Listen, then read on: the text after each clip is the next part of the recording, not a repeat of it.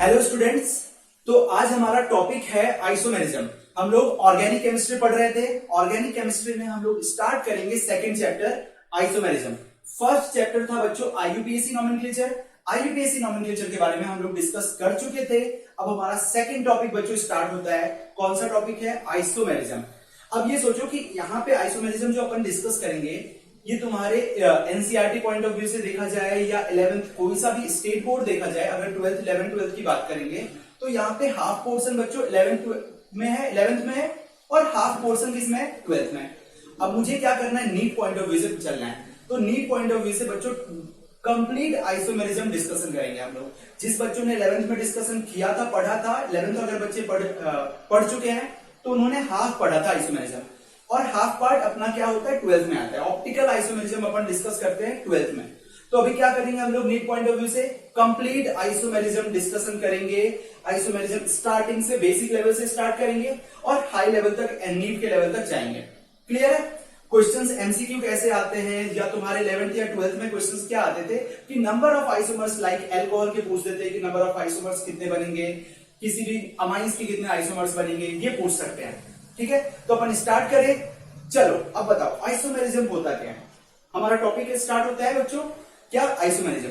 Isomerism होता क्या है, मींस कैसे डिफाइन करोगे isomerism?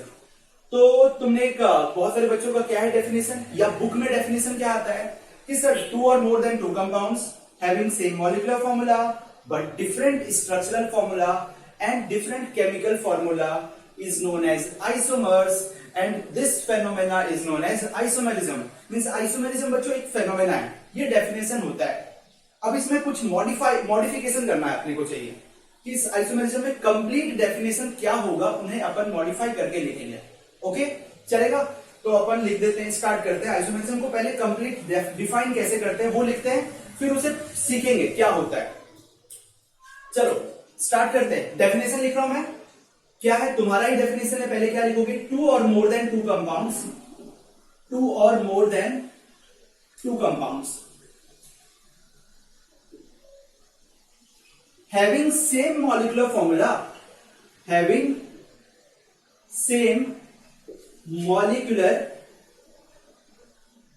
Formula, molecular formula same but different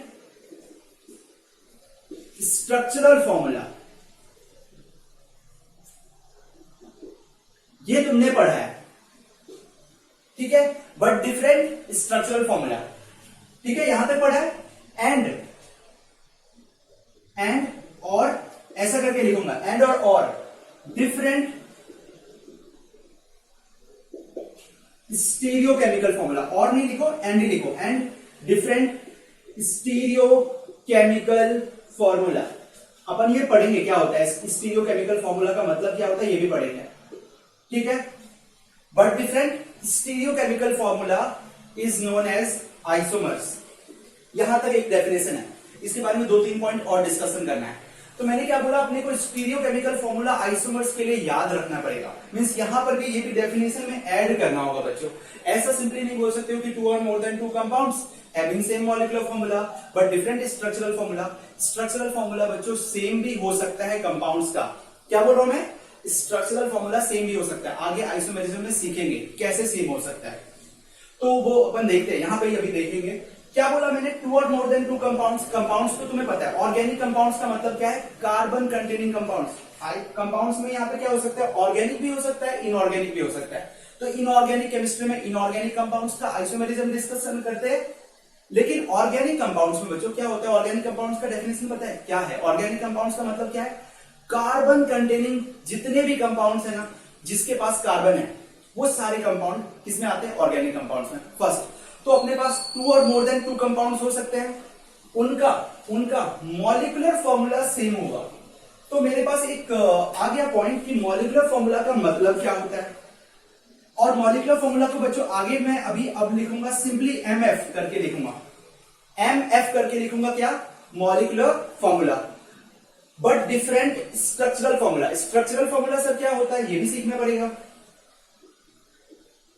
and different stereo chemical formula, इसका मतलब क्या होता है? SCF लिखेंगे। HCF का मतलब स्टीरियो केमिकल फॉर्मूला। ठीक है, एक पॉइंट और डिस्कशन करते हैं इनके बारे में कि इनका फिजिकल प्रॉपर्टीज जो होता है, आइसोमर्स का फिजिकल प्रॉपर्टीज जो होता है वो डिफरेंट होता है। Physical properties of isomers can be different, ठीक है, सेम भी हो सकता है लेकिन different, most of the cases में फिजिकल प्रॉपर्टीज डिफरेंट होते हैं। ये भी अपन एग्जांपल्स देखेंगे।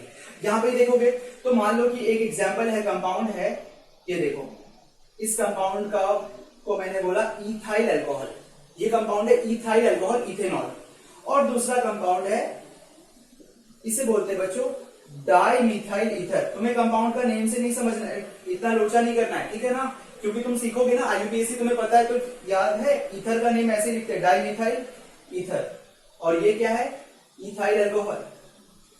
अब तुम्हें इस कंपाउंड का ये देखना है कि इस कंपाउंड की बच्चों फिजिकल प्रॉपर्टीज देखनी है। फिजिकल प्रॉपर्टीज लाइक अपन एक बॉइलिंग पॉइंट इस कंपाउंड का देखेंगे, बॉइलिंग पॉइंट देखेंगे। अब बॉइलिंग पॉइंट का मतलब क्या होता है, बॉइलिंग पॉइंट क्या होता है, मींस इथेनॉल का बॉइलिंग पॉइंट और डाइमिथाइल ईथर का बॉइलिंग पॉइंट, इन दोनों का बॉइलिंग पॉइंट डिस्कशन करना है। और बॉइलिंग पॉइंट एक फिजिकल प्रॉपर्टीज है, ये तो सबको पता है ना, physical properties is like boiling point, melting point. और हम जानते हैं कि अल्कोहल का बॉइलिंग पॉइंट ज्यादा होता है एज कंपेयर टू ईथर। मान अभी कैसे बोलोगे, ये कैसे हुआ सर, आगे पढ़ेंगे। अल्कोहल का बच्चों बॉइलिंग पॉइंट ज्यादा होता है ईथर से, क्योंकि इनके पास हाइड्रोजन बॉन्डिंग होता है। इनके पास कौन सा बॉन्ड होता है, H बॉन्ड, ठीक है, क्या बोला मैंने, इसके पास H बॉन्ड होता है। तो तुमने कैसे बोला, यहाँ पे दोनों का, ये दोनों पता है मॉलिक्यूल दोनों आइसोमर है, एक दूसरे का आइसोमर है, बट इनका फिजिकल प्रॉपर्टीज तो डिफरेंट है, समझ में आ रहा है क्या। और केमिकल प्रॉपर्टीज भी डिफरेंट होगा, मींस इनका केमिकल रिएक्शन कुछ अलग होगा, इनका केमिकल रिएक्शन कुछ अलग होगा। तो ये क्वेश्चन एग्जाम में बच्चों आता है क्या, फिजिकल प्रॉपर्टीज और chemical properties is, physical properties and chemical properties is different. Clear है सबको। केमिकल प्रॉपर्टीज का मतलब इनके रिएक्शंस क्या होंगे, डिफरेंट होंगे। तो अपन क्या बात किए पहले, molecular formula same, structural formula different, stereochemical formula different, ठीक है, physical properties different, chemical properties different. 5 point definition में आना चाहिए। इनका फिजिकल प्रॉपर्टीज डिफरेंट होता है, इनका केमिकल प्रॉपर्टीज डिफरेंट होता है, इनका बायोलॉजिकल प्रॉपर्टीज सेम भी हो सकता है, डिफरेंट भी हो सकता है। तो बेसिकली अपन बायोलॉजिकल प्रॉपर्टीज का मतलब क्या है, अल्कोहल का यूज, इनका अलग यूज होगा, इनका अलग यूज होगा, तो बायोलॉजिकल प्रॉपर्टीज भी डिफरेंट ही होता है मोस्ट ऑफ द केसेस में। तो फिजिकल प्रॉपर्टीज बोला मैंने क्या, different, chemical properties different, stereochemical formula different, structural formula different. Definition देखो बच्चे से, मैं बोर्ड से हट रहा हूं, तुम डेफिनेशन देखो, बोलो क्या होना चाहिए, 2 or more than 2 compounds having same molecular formula but different structural formula and different stereochemical formula. Different stereochemical formula is known as isomers, and this phenomena is known as isomerism. Isomers have different physical properties, isomers have different chemical properties. Physical properties को explain करने के लिए मैंने ये 2 isomers लिया है। अब तुम ये मत सोचो कि ये सर आइसोमर्स कैसे, अपन आगे सीख लेंगे। ओके, क्लियर है सबको। तो ये था डेफिनेशन वाला पार्ट। तुम्हारे पास यहाँ पे बच्चों क्या आएगा, कंफ्यूजन क्या क्रिएट होगा कि सर आप बताओ कि मॉलिक्यूलर फॉर्मूला का मतलब क्या होता है, सर आप बताओ केमिकल फॉर्मूला का मतलब क्या होता है, आप बताओ स्ट्रक्चरल फॉर्मूला का मतलब क्या होता है। सबको ये पता है ना, अगर नहीं पता है तो देखो यहाँ पे मैं बता रहा हूं, ये डेफिनेशन में रब कर दो, ठीक है, सबका हो गया। अपन सब सारे फॉर्मूला जो ये लिखा है ना मैंने, इनका मतलब समझा रहा हूं, एक कंपाउंड लेके मैं इन सब का मतलब सिखा रहा हूं। लाइक अपने पास बच्चों एक कंपाउंड है, कौन सा, ब्यूटेन। यहां पर बच्चों ब्यूटेन एक कंपाउंड है, ये लिया मैंने ब्यूटेन, CH2 CH2 CH3, ये है नॉर्मल ब्यूटेन, इसे बोलते हैं एन ब्यूटेन, ठीक है, ये एक ब्यूटेन कंपाउंड है, तुमने सीखा होगा 11th में। अब एक कंपाउंड और है, इस कंपाउंड को लिखा नेम है आइसोब्यूटेन, कॉमन नेम लिख रहा हूं मैं। और अगर तुम्हें आईयूपीएसी नेम लिखना है तो क्या लिखोगे, 2-मिथाइल प्रोपेन आएगा। आईयूपीएसी नेम, कॉमन नेम सबको आना चाहिए अच्छे से, ये जब आएगा तभी आगे आइसोमर्स के क्वेश्चन सॉल्व कर पाओगे, ठीक है। तो ये दो कंपाउंड है। अब मैंने ये जो लिखा है बच्चों, ये क्या है पता है, जो स्ट्रक्चर लिखा है मींस इस कंपाउंड का ब्यूटेन का स्ट्रक्चर अगर लिखने बोला जाए ऐसे लिखोगे, और थोड़ा एलिब्रेट करके कैसे लिखोगे, इस हाइड्रोजन को सेपरेट करके लिख दो। तो ये तुम्हारे पे डिपेंड करता है कि तुम कैसे लिखते हो। ओके, समझ में आ रहा है क्या? तो ये अपना नॉर्मल ब्यूटेन का स्ट्रक्चर है, इससे बोलेंगे स्ट्रक्चरल फॉर्मूला। ओके, इसे बोलेंगे स्ट्रक्चरल फॉर्मूला। ओके, अब अपने पास क्या आएगा, सर इनका मॉलिक्यूलर फॉर्मूला क्या होगा? इनका स्ट्रक्चरल फॉर्मूला तो ये है, इनका स्ट्रक्चरल फॉर्मूला तो ये है आइसोब्यूटेन का। तुम्हें इस दोनों कंपाउंड का स्ट्रक्चरल फॉर्मूला तो आ गया, मींस आइसोब्यूटेन का स्ट्रक्चर और नॉर्मल ब्यूटेन का स्ट्रक्चर, तो दोनों का स्ट्रक्चर तो लिख दिया, जो स्ट्रक्चर होगा वही स्ट्रक्चरल फॉर्मूला होगा। क्लियर है सबको? ओके, अब देखो आगे क्या करते हैं, आगे क्या कर रहा हूं मैं, इनका मॉलिक्यूलर फॉर्मूला लिख रहा हूं। क्या लिखूंगा मैं? इनका मॉलिक्यूलर फॉर्मूला। मॉलिक्यूलर फॉर्मूला का मतलब क्या हुआ कि नंबर ऑफ कार्बन, इसके पास कौन से, इस स्ट्रक्चर में कितने एटम प्रेजेंट है, डिफरेंट एटम और सेम एटम। ये देखो कि सेम एटम कौन कौन से, कार्बन, और दूसरा एटम कौन सा, हाइड्रोजन। यहाँ दो ही एटम प्रेजेंट है सर, एक कार्बन है एक हाइड्रोजन है। तो मैंने लिखा कार्बन, और नंबर ऑफ कार्बन देखा तो मुझे 1 2 3 4 4 कार्बन हो गए, और 3 2 5 2 7 3 10 हाइड्रोजन 10 हो गए। तो इस तरीके से मेरा ये जो बना, इसे अपन बोलेंगे मॉलिक्यूलर फॉर्मूला। ओके, क्या बोलेंगे इसे बच्चों? Molecular formula. तो ये अपना मॉलिक्यूलर फॉर्मूला आ गया। अब अपने हमारे पास क्या आएगा, इसका मॉलिक्यूलर फॉर्मूला देख लेते हैं सर क्या होगा। तो इनका molecular formula, number of carbon 1 2 3 4 और नंबर ऑफ हाइड्रोजन 3 3 4 3 7 3 10 H10। यहां भी मॉलिक्यूलर फॉर्मूला सेम आ गया। अब देखो two compounds having same molecular formula, molecular formula C4H10 C4H10, but different structural formula। structural formula का मतलब इन दोनों का स्ट्रक्चर देखने से मुझे डिफरेंट लग रहा है। इन दोनों का स्ट्रक्चर को देखा मैंने, तो इसमें क्या बोलूंगा, अब रीड कैसे करूंगा। इनके पास अगर मैंने स्ट्रक्चर देखा तो इनके पास पेरेंट कार्बन चेन, अपन IUPAC में सीखते थे बच्चों क्या, कि ये पेरेंट कार्बन चेन है, और इस पेरेंट कार्बन चेन के अंदर, पेरेंट कार्बन चेन के अंदर नंबर ऑफ कार्बन 4 है। देखो 1 2 3 4। यहां अगर लॉन्गेस्ट का, पेरेंट कार्बन चेन का मतलब क्या होता है, लॉन्गेस्ट कार्बन चेन। तो यहां लॉन्गेस्ट कार्बन चेन में नंबर ऑफ कार्बन एटम कितने हैं, 4 है। यहां लॉन्गेस्ट कार्बन चेन में नंबर ऑफ कार्बन एटम 3 है। तो भाई यहां पे तो डिफरेंट आ गया, यहां पे तो अपने को डिफरेंट टाइप के नंबर ऑफ कार्बन आ गए ना। मींस पेरेंट कार्बन चेन में नंबर ऑफ कार्बन 4 3 स्ट्रक्चर। इसके पास देखो साइड चेन में, जो बाहर होता है उसे साइड चेन बोलते हैं। साइड चेन में एक ग्रुप अटैच है, यहाँ पे तो साइड चेन, बाहर कोई ग्रुप अटैच ही नहीं है। तो मैं बोलूंगा इन दोनों का स्ट्रक्चर तो सर डिफरेंट है। तो structural formula different, molecular formula same. Clear है? ये मॉलिक्यूलर फॉर्मूला स्ट्रक्चरल फॉर्मूला की बात अपन कर ली है। अब अपने को क्या बात करनी है, सर स्टीरियोकेमिकल फॉर्मूला क्या होता है। क्या बोला मैंने सर, स्टीरियोकेमिकल फॉर्मूला क्या होता है, वो अपने को डिस्कशन करना है। यहां तक किसी को कुछ डाउट है तो मुझे बताना, डाउट पूछ सकते हो। यहां तक किसी को कुछ डाउट है, बोलो। नहीं है? आगे बढ़े। अब अपन आगे एक और टॉपिक पे बढ़ेंगे। देखो कब कर रहा हूं मैं इसे, मॉलिक्यूलर फॉर्मूला अभी तक सबको पता हो जाना चाहिए कि मॉलिक्यूलर फॉर्मूला किसी भी कंपाउंड का कैसे लिखोगे। नंबर ऑफ एटम जो होंगे, डिफरेंट टाइप के एटम, उसका नंबर लिख दो, बस हो गया, वही होता है मॉलिक्यूलर फॉर्मूला। अब मैं एक तुम्हें स्टीरियोकेमिकल फॉर्मूला समझाने से पहले, स्टीरियोकेमिकल फॉर्मूला समझाने से पहले यहां पर अपन एक पॉइंट, एक फ्लो चार्ट डिस्कशन करेंगे। वो फ्लो चार्ट से एग्जाम में क्वेश्चन तुम्हारे सॉल्व होंगे। ठीक है? तो वो फ्लो चार्ट क्या है, तो उसे के लिए अपन क्या करेंगे, देखो फ्लो चार्ट क्या होता है। अपने पास दो कंपाउंड है, एक्स एंड वाई।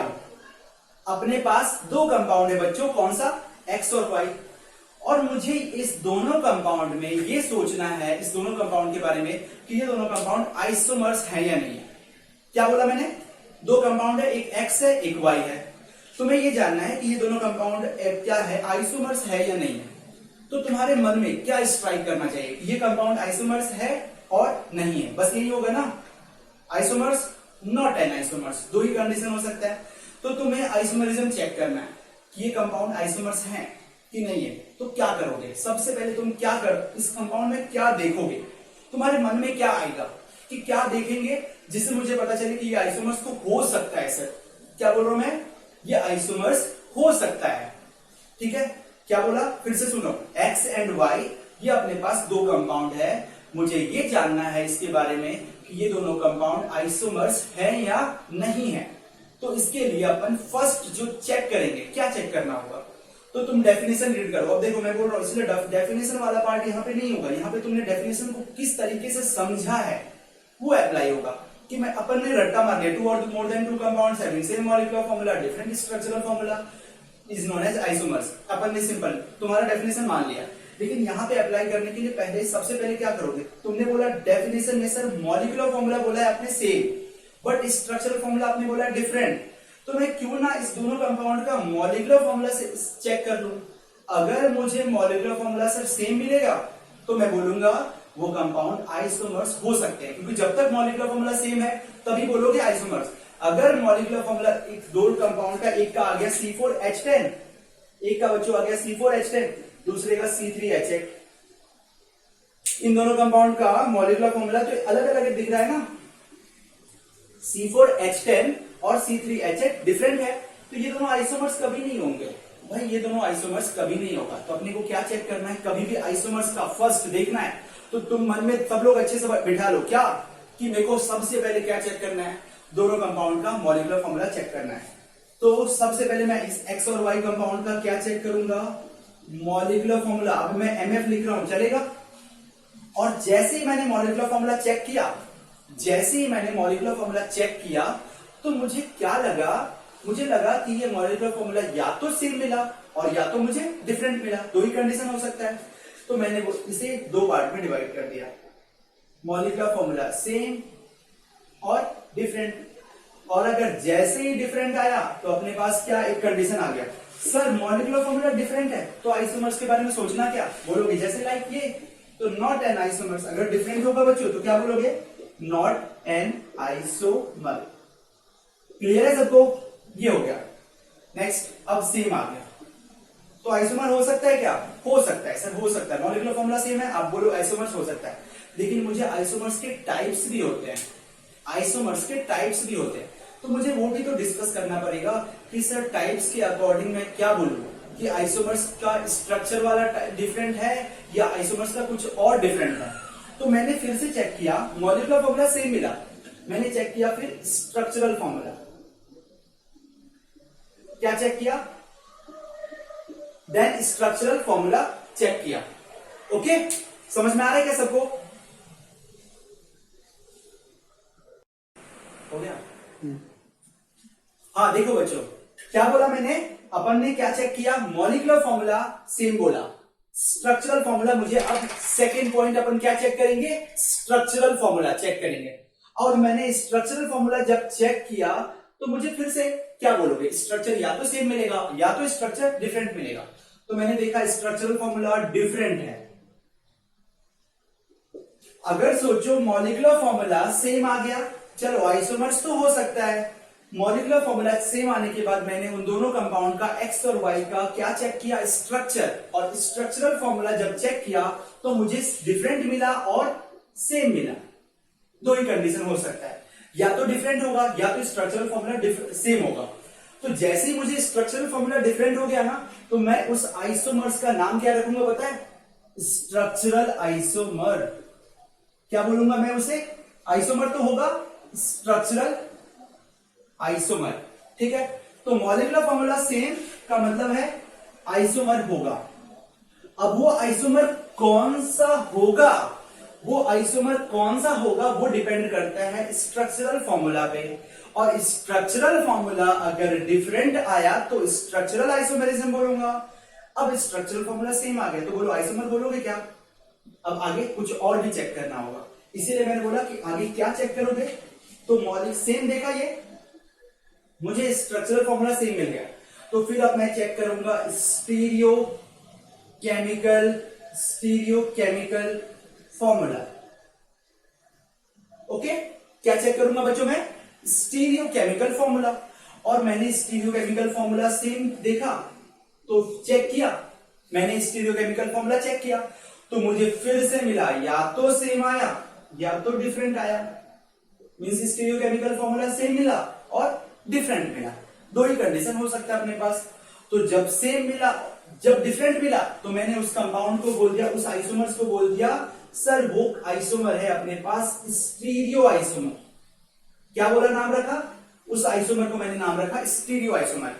और जब स्ट्रक्चरल आइसोमर क्या था, जब स्ट्रक्चरल फॉर्मूला डिफरेंट था और सेम मिला, तो इसका मतलब क्या है, फिर से रीड करो, यहां से स्टार्ट करो।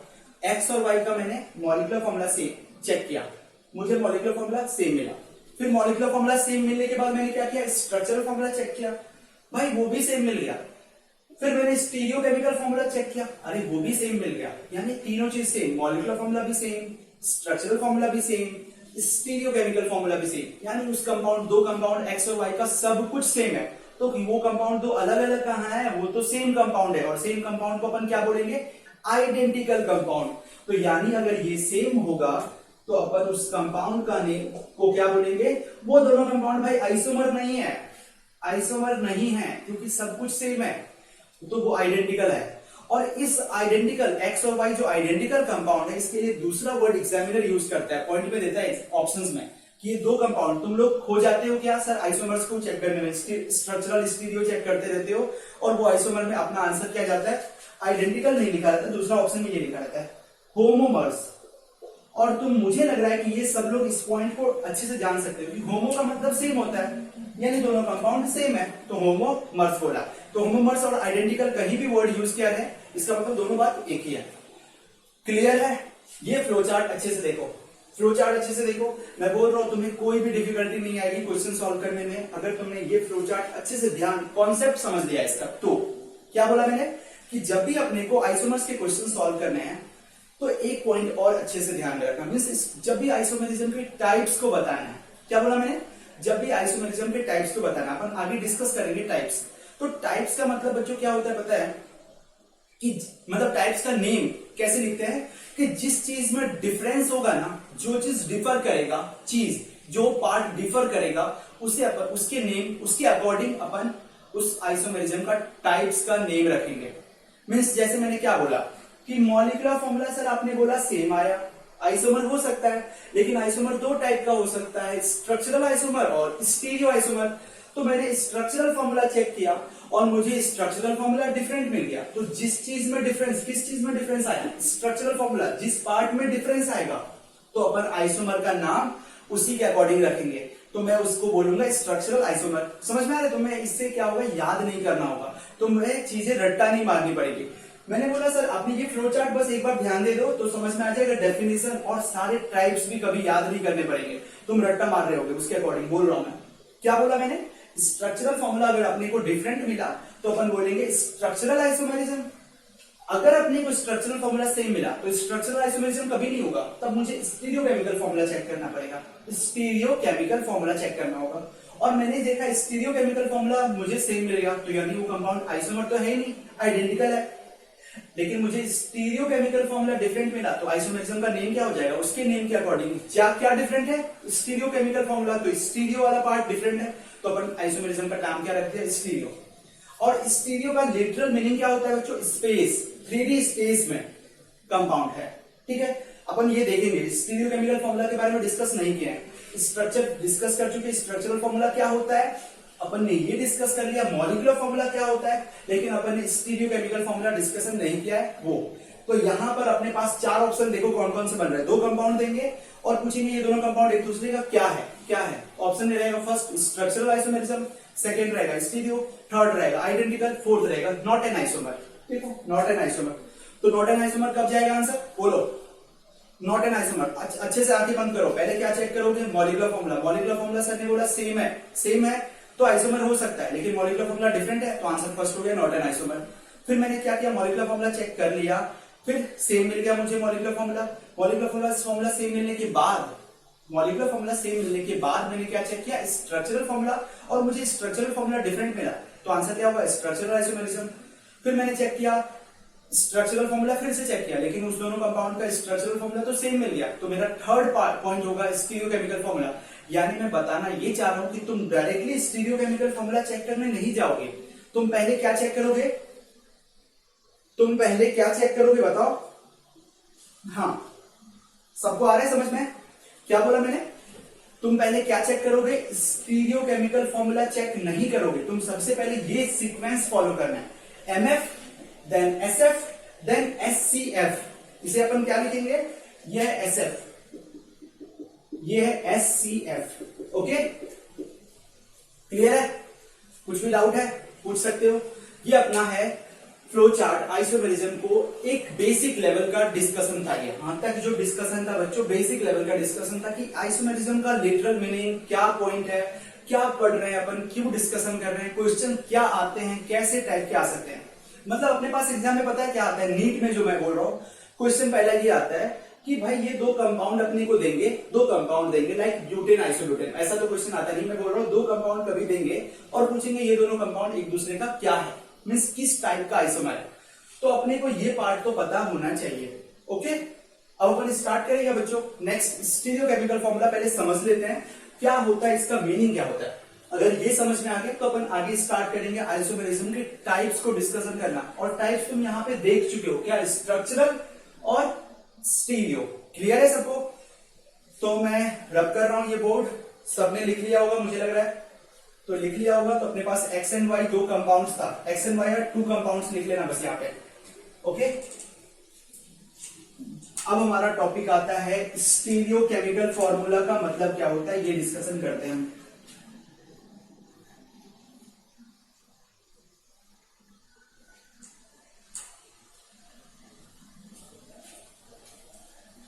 देखो क्या बोला मैंने, स्टीरियोकेमिकल फॉर्मूला क्या होता है ये देखते हैं। स्टीरियोकेमिकल फॉर्मूला, ठीक है, इसका मतलब सीख लेते हैं। तो मैंने एक एल्कीन पे समझा रहा हूं तुम्हें, एक एल्कीन लिया। एल्कीन का मतलब पता है ना, ये एल्कीन कंपाउंड है, double bonded compound is alkene, carbon carbon double bonded compound is alkene, ठीक है। और मैंने यहां हाइड्रोजन बच्चों नहीं अटैच किया। मान लो यहां पे कोई एटम अटैच किया है, जो ए है और ये बी है। यहां जो एटम अटैच किया है ए है, सॉरी ये बी है, ये ए है। ऐसा कुछ कंपाउंड लिया है और इस कंपाउंड को मैंने अटैच किया है, ऐसा कुछ, ठीक है, लिखा है। सबसे पहले तुम्हें एक पॉइंट और आना चाहिए, हाइब्रिडाइजेशन स्टेट कैलकुलेट करना। क्या बोल रहा हूं मैं, हाइब्रिडाइजेशन स्टेट कैसे कैलकुलेट करोगे, इस कार्बन का हाइब्रिडाइजेशन स्टेट क्या होगा। अगर तुमसे कोई पूछ दे तो बता सकते हो क्या? किसी को कंफ्यूजन होगा क्या? तो अगर नहीं कंफ्यूजन होगा या कंफ्यूजन होगा तो अपन हाइब्रिडेशन स्टेट कैसे कैलकुलेट करते हैं? सिंपल सा, hybridisation state of carbon carbon का अगर तुम्हें किसी कार्बन का इन हाइड्रोकार्बन वाले कंपाउंड में कार्बन का हाइब्रिडेशन स्टेट कैलकुलेट करना हो तो क्या करोगे तुम? नंबर ऑफ सिग्मा बॉन्ड देखोगे। सिग्मा बॉन्ड देखो क्या है, मीन्स अगर 2 है सिग्मा बॉन्ड तो sp होगा, 3 है तो sp2 होगा, 4 है तो sp3 होगा और 5 है तो sp3d होगा। इतना तक बहुत है, काफी अपने लिया। तो मुझे तो एक पॉइंट और डिस्कशन क्या करना होगा, सर इसके पास सिग्मा बॉन्ड कौन से होते हैं, पाई बॉन्ड कौन से होते हैं, सबको पता होना चाहिए बच्चों ऐसा। तो तुम्हें पता होगा कि जब भी कार्बन कार्बन बच्चों एक सिंगल बॉन्ड होगा तो ऑलवेज सिग्मा बॉन्ड होगा, वो कहलाता है सिग्मा बॉन्ड, ठीक है, ये पॉइंट। फिर दूसरा, कार्बन कार्बन डबल बॉन्ड होगा तो एक सिग्मा होता है, दूसरा पाई बॉन्ड होता है। क्या बोला मैंने, जब कार्बन कार्बन डबल बॉन्ड होता है तो उसमें एक सिग्मा होता है, दूसरा पाई होता है। और कार्बन कार्बन ट्रिपल बॉन्ड होता है तो एक सिग्मा होता है और 2 पाई होता है, ये दोनों पाई है और एक सिग्मा है। साथ में एक पॉइंट और देख लो, याद रखो कि जो सिग्मा बॉन्ड होता है ना बच्चों, वो ओवरलैपिंग मींस ऑर्बिटल्स, यहाँ p ऑर्बिटल्स, यहाँ भी p ऑर्बिटल्स, ऐसे को एक्सियल ओवरलैपिंग इसे बोलते हैं। ऐसे ओवरलैप से बनता है सिग्मा बॉन्ड। लेकिन जब तुम ऐसा ओवरलैप करोगे तो बनेगा कोलैटरल ओवरलैपिंग से पाई बॉन्ड फॉर्म होता है। लाइक अपन क्या करें, एक और बता देता हूं मैं यहाँ पे, ये देखो, ये px ऑर्बिटल है, ये px ऑर्बिटल है, इन दोनों का जो ओवरलैपिंग हुआ है बच्चों, इससे सिग्मा बॉन्ड फॉर्म होगा। कौन सा? Sigma bond. लेकिन मैं ऐसा ऑर्बिटल एक py लिया और एक py लिया और ये ऐसा ओवरलैपिंग कर रहा है तो इससे जो बॉन्ड बनेगा वो पाई बॉन्ड होगा। ओके, सबको समझ में आ रही बात? सिग्मा बॉन्ड पाई बॉन्ड, ये केमिकल बॉन्ड का कॉन्सेप्ट है, अपन वहां पे डिस्कशन करेंगे। लेकिन यहां थोड़ा सा मैंने बस यूज किया है कि तुम्हें हाइब्रिडाइजेशन स्टेट कैलकुलेट कैसे करना है, क्योंकि यहाँ पे काम आएगा। कैसे कैलकुलेट करोगे इस कार्बन का? इस कार्बन के पास देख लो ना कितने सिग्मा बॉन्ड है, तो ये सिग्मा है, ये पाई है। बोला कार्बन कार्बन डबल बॉन्ड में एक सिग्मा होता है, एक पाई होता है। अब ये बॉन्ड सिंगल बॉन्ड है, सिग्मा, सिंगल बॉन्ड है सिग्मा, तो टोटल कितने सिग्मा बॉन्ड हो गए? 1 2 3, 3 सिग्मा। और 3 सिग्मा से सर ने अभी बोला sp2 3 सिग्मा से। अब ये चेक किया, इस सिग्मा में भी 3 सिग्मा से है, देख लो 1, ये भी 2, ये 3, तो sp2। क्लियर है सबको?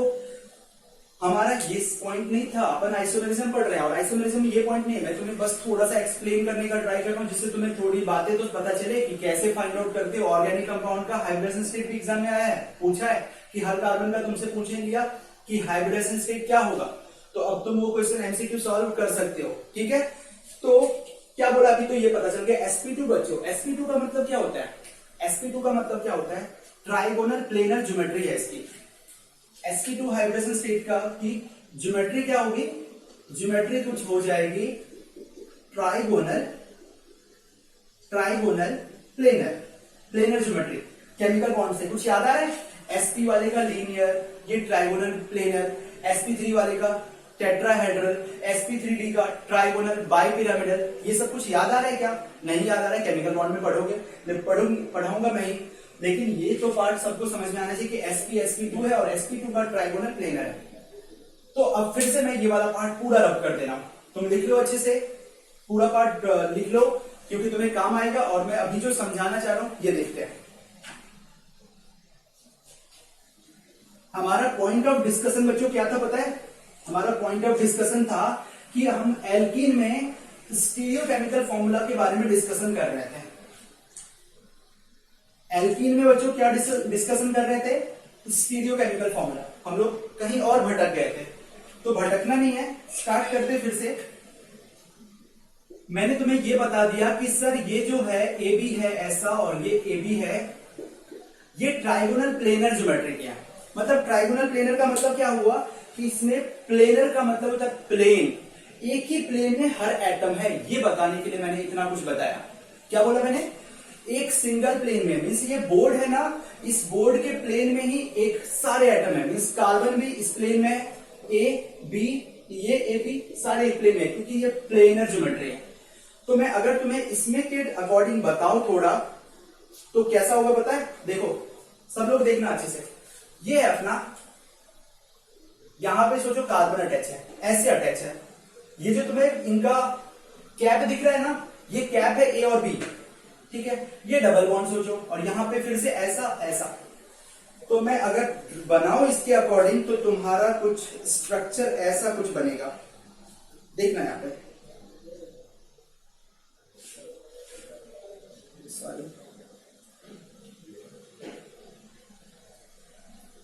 ऐसा कुछ बनेगा बच्चों। एक और मैं पीछे नहीं बना पा रहा हूं, दिख रहा है सबको? देखो कैसा बना, समझ में आ रहा है क्या? ये जो बना, सॉरी ऐसा बना, ये अभी मैं ऐसा लिखा। एक और मैं यूज कर ही लेता हूं मार्कर को। ऐसा कुछ दिख रहा है? हाँ बोलो, ऐसा कुछ सबको दिख रहा है क्या? ये वाला दिखने जाओगा तो मैं फिर से देखो बना रहा हूं।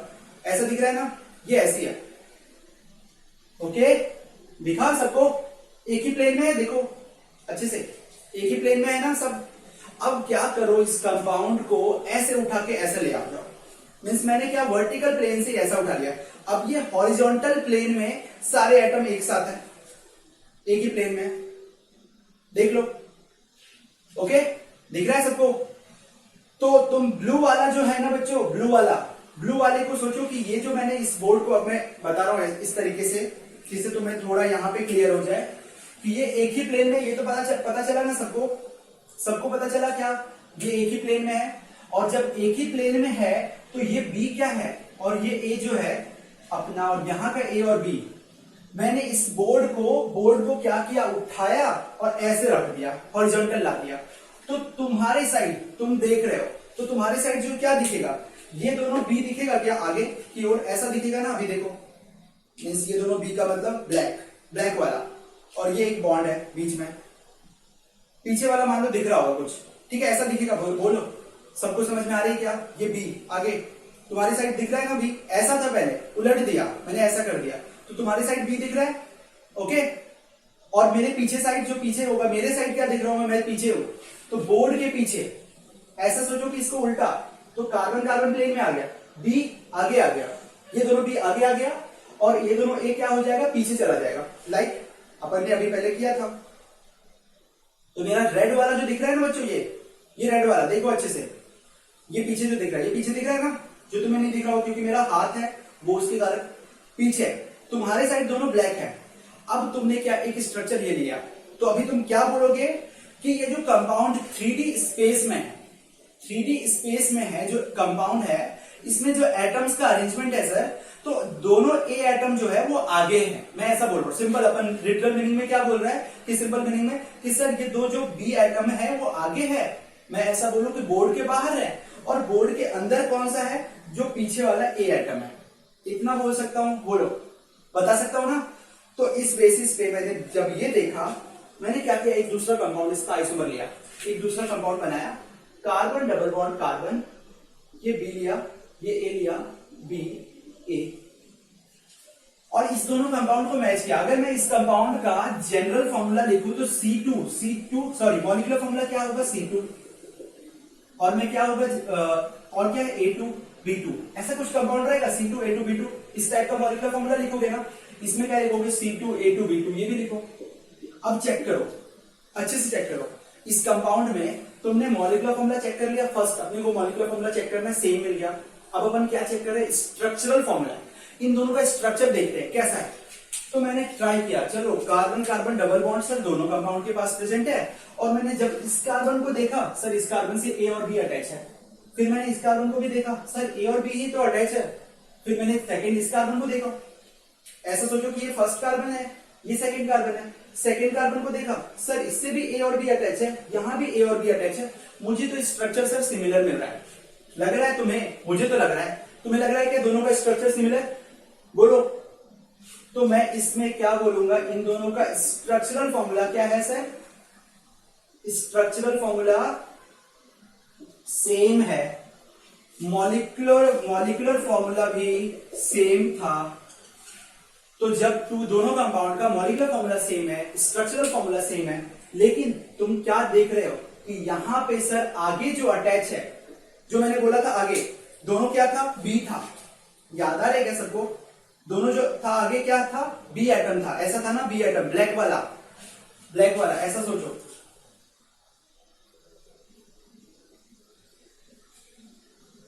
ये ऐसा दो ब्लैक वाला एटम, ठीक है, दिख रहा है सबको ये। लेकिन तुमने जब ऐसा देखा यहां पर, तो सर ब्लैक नहीं है यहाँ पे, ए रेड वाला ए आ गया, और जो ब्लैक चला गया सर ऊपर चला गया, ऊपर आ गया, ऐसा ही हुआ ना। इन दोनों में डिफरेंस क्या आया, देखो अच्छे से, बी वाला जो एटम था वो ऊपर आ गया है ना, तो जब ये बी वाला बच्चों एटम ऊपर आ गया, मींस चेंज क्या हुआ, बस यहां पे इन दोनों एटम को मैंने क्या किया, ए को यहां ले आया और बी को यहां ले आया, तो बस ये वाला पार्ट बन गया, ये कंपाउंड बन गया। लेकिन मुझे मॉलिक्यूलर फॉर्मूला सेम मिला, स्ट्रक्चरल फॉर्मूला बच्चों सेम मिला, बट इनका क्या मिला डिफरेंट, मींस इन दोनों एटम्स का अरेंजमेंट बच्चों, बस क्या मिला, इसी एक कार्बन एटम से, इसे मैं बोलूं कि ये डाउन है, ये बी एटम जो है ये नीचे है, सिंपल मीनिंग में कि मैं लिख रहा हूं नीचे, ये ऊपर। अगर मैं बोर्ड की बात करूं तो मैं बोलूंगा नीचे ऊपर, अगर मैंने इसे इस प्लेन में अरेंज कर लिया तो मैं बोलूंगा आगे है, और दूसरा भी ए क्या है सर, पीछे है। बोर्ड की बात करूं मैंने इस कंपाउंड को ऐसा घुमा लिया, हॉरिजॉन्टल प्लेन में ला लिया, तो क्या बोलूंगा, आगे पीछे। लेकिन मैं बोर्ड के प्लेन की बात करूं तो मैं सिंपल बोलूंगा बी ऊपर, ये दोनों बी क्या है सर, नीचे है, ये भी नीचे है, और ये ऊपर है, दोनों ए ऊपर है। लेकिन जब मैंने इस स्ट्रक्चर की बात की तो यहां सर क्या हुआ कि ये बी तो नीचे ही है, लेकिन इस केस में सर ए नीचे आ गया और ये बी ऊपर चला गया, means arrangement of atoms, atoms का अरेंजमेंट ऑफ एटम्स का अरेंजमेंट कहां पे, स्पेस, एक 3D स्पेस में एटम्स का अरेंजमेंट क्या है, in space, means 3D space में एटम्स का अरेंजमेंट क्या है, सेम लग रहा है क्या, सेम कब बोलते, जब यहां पर बच्चों ए होता, यहां पे बी होता।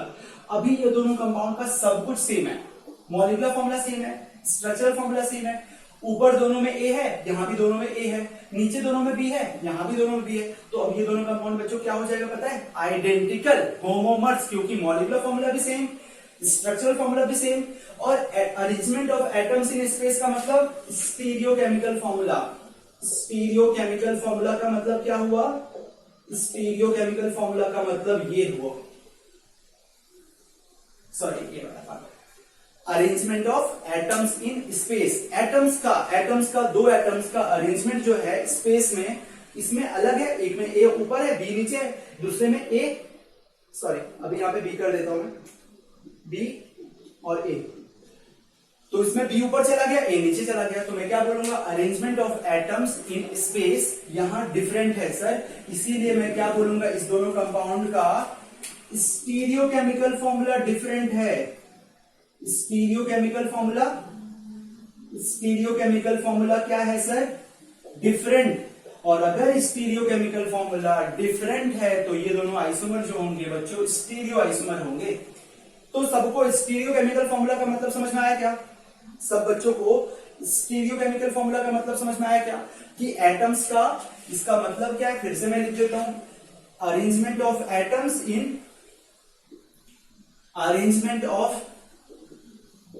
In space means 3D। ये डिफरेंट होगा तो अपन बोलेंगे, अगर ये डिफरेंट मिला, सेम आया अरेंजमेंट, तो अपन बोलेंगे सेम है, तो आइडेंटिकल कंपाउंड होगा। और ये तुम्हारा लास्ट पॉइंट होगा डिस्कशन करने का।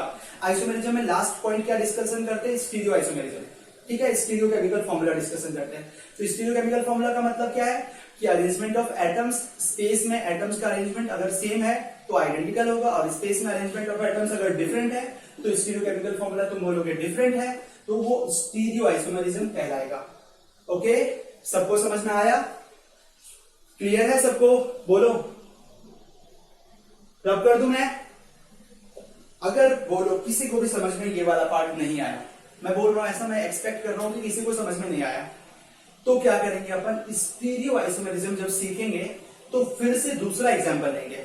लेकिन हमारा अभी मेन पॉइंट किसमें जाएगा? स्ट्रक्चरल आइसोमेरिज्म डिस्कशन होगा हमारा मेन टॉपिक, ठीक है। तो अपन नेक्स्ट टॉपिक अपन स्टार्ट करते हैं, पहले आइसोमेरिज्म के टाइप्स, क्लासिफिकेशन ऑफ आइसोमेरिज्म। तो मैं लिख रहा हूं next point, classification of isomerism.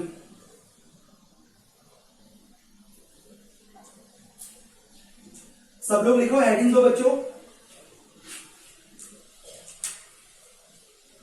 Classification of isomerism. Classification, ठीक है, किसका? आइसोमेरिज्म का। अब मैंने इससे का दो टाइप में से डिवाइड किया। फर्स्ट है स्ट्रक्चरल आइसोमेरिज्म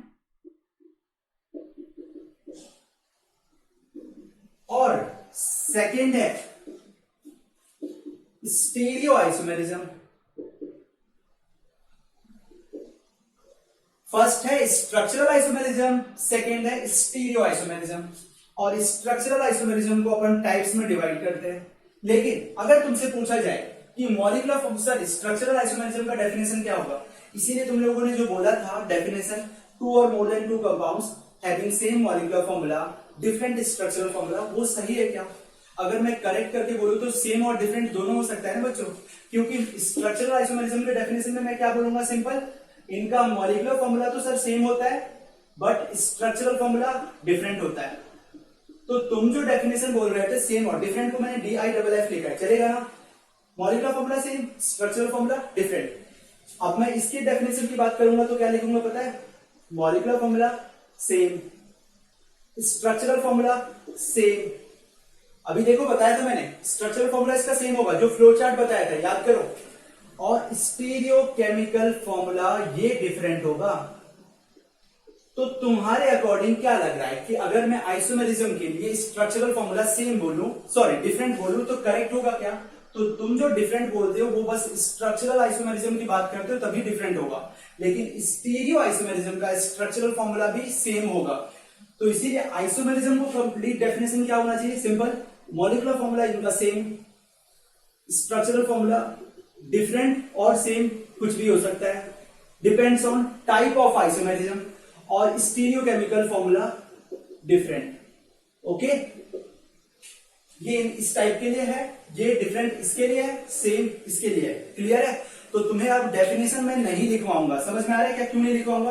क्या बोलोगे? स्ट्रक्चरल आइसोमेरिज्म का डेफिनेशन क्या लिखोगे? टू और more than two compounds having same molecular formula but different structural formula, यहां तक ही यूज करना है। अब यहां क्या लिखोगे? टू और more than two compounds having same molecular formula, same structural formula but different stereochemical formula. समझ में आ रही बात? तो यहां डेफिनेशन याद करना पड़ा क्या? अगर तुमने वो फ्लो चार्ट ध्यान में है तो तुम बोल रहे हो मैं आगे भी कोई सा डेफिनेशन अपने को याद नहीं करना है। ठीक है, अब अपन टाइप्स डिस्कस कर लेते हैं। ठीक है, टाइप्स स्ट्रक्चरल आइसोमेरिज्म में फर्स्ट टाइप होता है बच्चों चेन आइसोमेरिज्म, सेकेंड टाइप होता है ring chain isomerism, third type होता है बच्चों फंक्शनल ग्रुप आइसोमेरिज्म,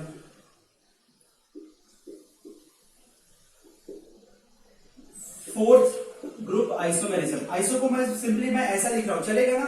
आइसो, ठीक है, आइसोमेरिज्म।